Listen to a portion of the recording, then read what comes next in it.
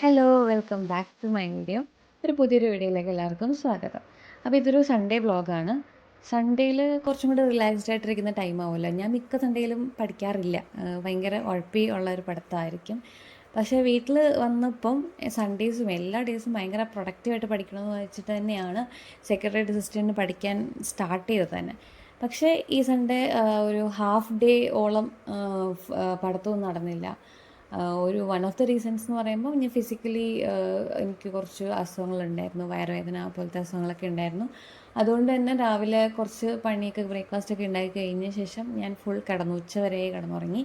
അതിനുശേഷമാണ് ഞാൻ പഠിക്കാൻ തുടങ്ങിയത്. പിന്നെ ഇൻ ബിറ്റ്വീൻ വീട്ടിൽ അമ്മ അച്ഛനൊക്കെ മൂകാംബികയിൽ പോയേക്കും ആയതുകൊണ്ടാണ് വീട്ടിൽ ജോലികളൊക്കെ ഉള്ളത്. അല്ലെങ്കിൽ കുറവാണ് പൊതുവേ. കിച്ചണിൽ കുക്കിംഗ് ഒന്നും കയറേണ്ട ആവശ്യമില്ല, എന്തെങ്കിലുമൊക്കെ ഒന്ന് സഹായിച്ചു കൊടുത്താൽ മതി. അപ്പം ബൈ പറഞ്ഞു വന്നത് ഉച്ചയ്ക്കാണ് ഞാൻ പഠിക്കാൻ സ്റ്റാർട്ട് ചെയ്തത്. അപ്പം അഡ്മിനിസ്ട്രേഷൻ്റെ ഒരു ക്ലാസ് കേൾക്കാനുണ്ടായിരുന്നു. അഡ്മിനിസ്ട്രേഷൻ്റെ ക്ലാസ് കേട്ടു. അത് ഞാൻ വീഡിയോ ഒന്നും എടുത്തിട്ടില്ല കേട്ടോ. ഉച്ച ഒരു 4-2:30 തുടങ്ങി ഒരു 4 മണി വരെയൊക്കെ ആ ക്ലാസ് കേട്ടു കേട്ടോ. പക്ഷേ ആ ക്ലാസ് ഫുള്ളായിട്ട് ഇങ്ങനെ റെക്കോർഡ് ക്ലാസ്സാണ് ഞാൻ കേൾക്കുന്നത്. അപ്പോൾ ഫുള്ളായിട്ട് ഒറ്റ സ്ട്രെച്ചിൽ എനിക്ക് കാണാൻ പറ്റാറില്ല. ഭയങ്കര ഡിസ്ട്രാക്ഷൻസ് ആവാറുണ്ട്, ഇൻസ്റ്റഗ്രാമിൽ പോകാറുണ്ട്, അങ്ങനെ പല കാര്യങ്ങളും നടക്കാറുണ്ട്. എനിവേസ് എന്തായാലും ഒരു ട്രാക്കിൽ എത്തുമെന്ന് വിചാരിക്കുന്നു. പിന്നെ ഞാൻ ഒരു വൈകുന്നേരം ആയപ്പോഴത്തെ റംബൂട്ടാൻ കഴിച്ചുകൊണ്ടും പിന്നെ നമ്മുടെ ഉപ്പേരി കഴിച്ചുകൊണ്ടും മാത്സ് ചെയ്തതാണ് ആ വീഡിയോയിൽ ആദ്യം കണ്ടത് കേട്ടോ. അപ്പോൾ നമ്മൾ മാത്സ് എന്തായാലും എന്തൊക്കെ വന്നാലും മാത്സ് ഇംഗ്ലീഷ് മലയാളം ഇതൊരു ഡെയിലി ബേസിസിൽ കൊണ്ടുവന്ന് എന്തായാലും എനിക്ക് തന്നെ ഒരു പ്രോമിസ് തന്നെയാണ്.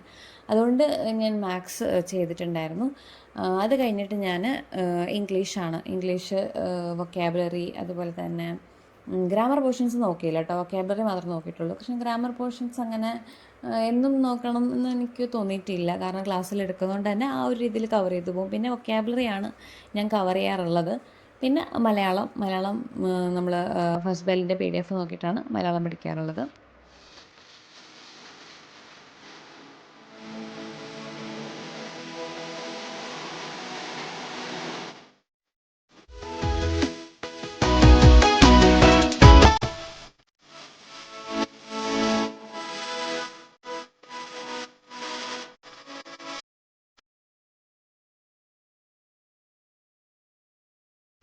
ഇന്നൊരു അപ്ഡേഷൻ എന്ന് പറയുമ്പം നമ്മുടെ ലക്ഷ്യേൻ്റെ സെക്രട്ടേറിയറ്റ് മെയിൻസിന് പേപ്പർ 2 വേണ്ട സിലബസ് കോണ്ടൻ്റ് ഒക്കെ ഉള്ളൊരു ബുക്ക് ഇറങ്ങിയിട്ടുണ്ടായി.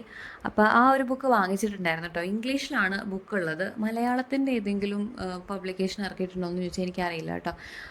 ഇല്ല, ആ കടയിൽ എന്തായാലും ഉണ്ടായിരുന്നില്ല, ഇംഗ്ലീഷ് ഉണ്ടായിരുന്നുള്ളൂ. അപ്പോൾ ശരിക്കും ഇപ്പോൾ ആ ബുക്ക് എൻ്റെ കയ്യിലില്ല, തൃശ്ശൂർ ഇരിക്കുകയാണ്. എൻ്റെ ഹസ്ബൻഡാണ് ആ ബുക്ക് വാങ്ങിച്ചത്.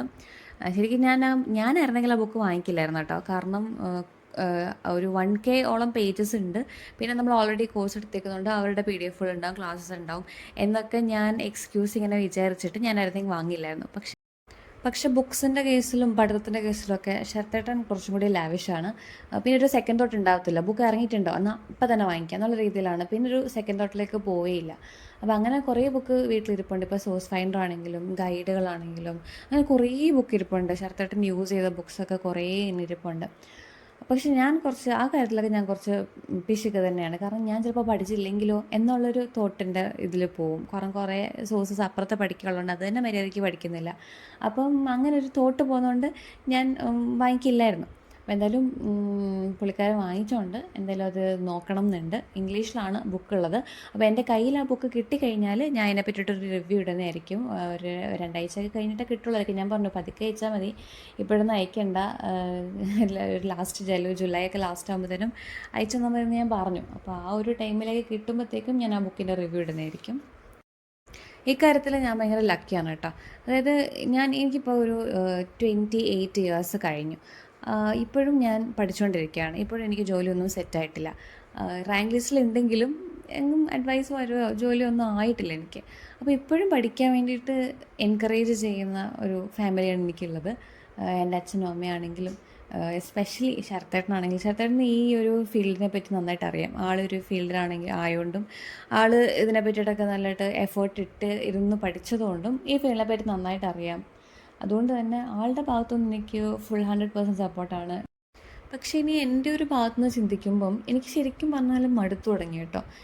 കഴിഞ്ഞതോട് കൂടിയിട്ട് തന്നെ എനിക്കൊരു സാച്ചുറേഷൻ ലെവൽ എത്തിയിരുന്നു.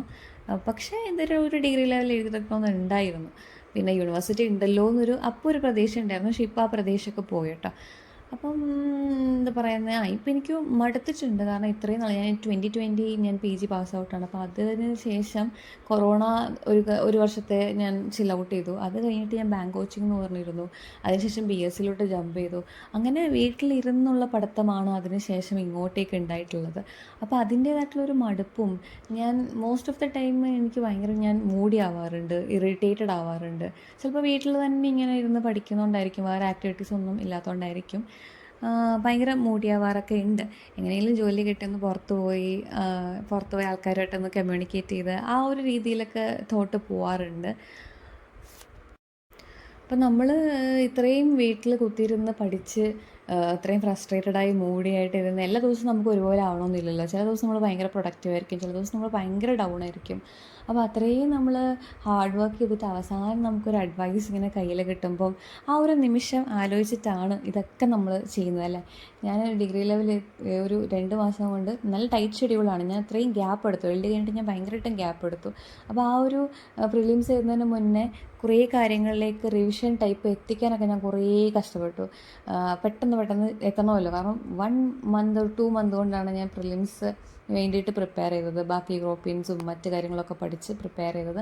അതേപോലെ തന്നെ ഇപ്പോൾ മെയിൻസിന് വേണ്ടിയിട്ട് ഞാൻ വീണ്ടും ബാക്കി ഫസ്റ്റ് പേപ്പറിൻ്റെ കാര്യങ്ങളൊക്കെ ആണെങ്കിലും റിവൈസ് ചെയ്യണം. കാരണം അത്രയും ഗ്യാപ്പ് എടുത്തുകൊണ്ട് അതെന്തായാലും നമ്മുടെ പെർഫോമൻസിനെ ബാധിക്കും. അപ്പോൾ ഞാൻ ഇതൊക്കെ ചെയ്യുന്നതെന്ന് പറയുമ്പോൾ നമുക്ക് അവസാന നിമിഷം നമ്മുടെ കയ്യിൽ കിട്ടുന്ന ആ ഒരു അഡ്വൈസ് മെമ്മോ, നമ്മുടെ ഫ്യൂച്ചർ നമുക്ക് എങ്ങനെ സെക്യൂർ ആക്കാം, നമ്മുടെ ആ ഒരു റെപ്യൂട്ടഡ് ആയിട്ടുള്ളൊരു ജോബ്, ഇതൊക്കെ ആലോചിച്ചിട്ടാണ് നമ്മൾ വീണ്ടും ഇങ്ങനെ തന്നെ കുത്തിയിരിക്കുന്നത്. അല്ലാതെ എപ്പോഴും ഇങ്ങനെ വീട്ടിലിങ്ങനെ സൂചിച്ചിരിക്കുക എന്നുള്ളൊരു ഇതല്ല. ശരിക്കും പറഞ്ഞാൽ ഭയങ്കര മടുപ്പാണ് ഇങ്ങനെ വീട്ടിൽ തന്നെ ഇരുന്നിട്ട്.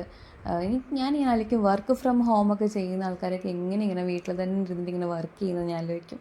എനിക്കെപ്പോഴും പുറത്ത് പോയി വർക്ക് ചെയ്യാനാണ് താല്പര്യം കേട്ടോ. പുറത്ത് പോകാൻ നമ്മൾ ഒരുങ്ങിയൊക്കെ പുറത്ത് പോയി ആൾക്കാരോട്ടൊക്കെ കമ്മ്യൂണിക്കേറ്റ് ചെയ്ത്, അതാണ് എനിക്കിഷ്ടം. അപ്പോൾ ഇതെനിക്ക് ഭയങ്കര, ഞാൻ ഇത്രയും നാളും ഇരുന്നത് തന്നെ ആ ഒരു ലാസ്റ്റ് നിമിഷം നമ്മൾക്ക് ഇഷ്ടപ്പെട്ടൊരു ജോബ് കയ്യിൽ കിട്ടാൻ വേണ്ടി, അല്ലെങ്കിൽ നമുക്ക് ഇഷ്ടപ്പെട്ടൊരു പൊസിഷനിൽ നമ്മൾ ഇരിക്കാൻ വേണ്ടിയിട്ട്, അങ്ങനെ ഒരു സംഭവത്തിന് വേണ്ടിയിട്ടാണ് ഇത്രയും നാൾ ഞാൻ കഷ്ടപ്പെട്ടത്. അപ്പോൾ അതിന് വേണ്ടിയിട്ടാണ് ഇപ്പോഴും കഷ്ടപ്പെടുന്നത്. എല്ലാവരും അതിന് വേണ്ടിയിട്ടായിരിക്കും കഷ്ടപ്പെടുന്നത്. അപ്പം ആർക്കെങ്കിലുമൊക്കെ ഡൗൺ ആവുന്ന ഒരു സന്ദർഭം ഉണ്ടെങ്കിൽ അതൊന്ന് ആലോചിച്ചാൽ മതി. നമ്മൾ ഫ്യൂച്ചറിൽ എവിടെ ഇരിക്കും, അല്ലെങ്കിൽ നമ്മുടെ കയ്യിൽ ഒരു അഡ്വൈസ് മെമ്മോ വരുന്ന കാര്യമൊക്കെ ഒന്ന് ആലോചിച്ചിട്ട് കഷ്ടപ്പെട്ടിരുന്നങ്ങ് പഠിക്കുക, അല്ലാണ്ട് വേറെ വഴിയില്ല.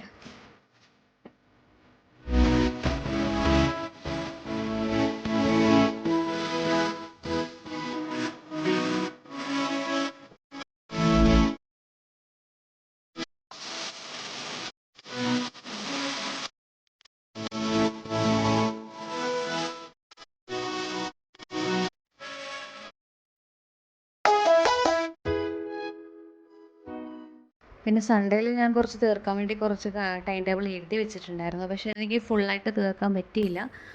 മാത്സ്, ഇംഗ്ലീഷ്, മലയാളം എനിക്ക് തീർക്കാൻ പറ്റി. അതുപോലെ മെയിനായിട്ട് അഡ്മിനിസ്ട്രേറ്ററിന് ഒരു ക്ലാസ് കേൾക്കണമായിരുന്നു, അതെന്തായാലും കേട്ടു.